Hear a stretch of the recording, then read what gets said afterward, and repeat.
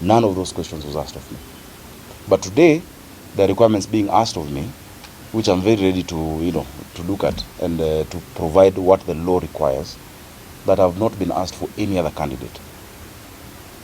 Can the CUE as well ask each and every other candidate who has gotten certification to provide the same? There is no set of law for Sakaja and another set of law for the rest of Kenyans. It is manifestly unfair, and I think you can all see the game that is being played. There cannot be two sets of rules in this country. If you demand that of me, demand that from all the other Kenyans who have presented themselves for certification before yourself. I was ready to present whatever they require on the 6th, but by convention and by law, because you must say which law are you basing it on.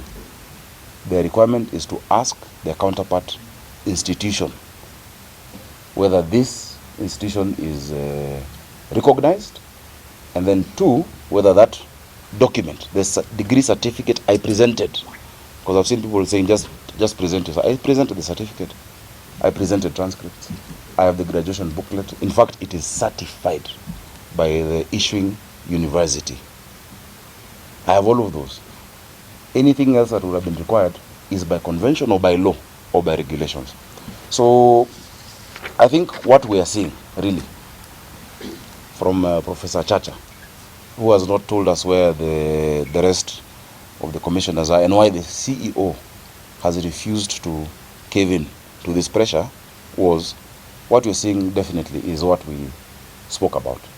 We are ready to abide by the law. In fact, the matter is before the court. It is actually sub judice for him to then hurriedly call for a press conference at 7 p.m.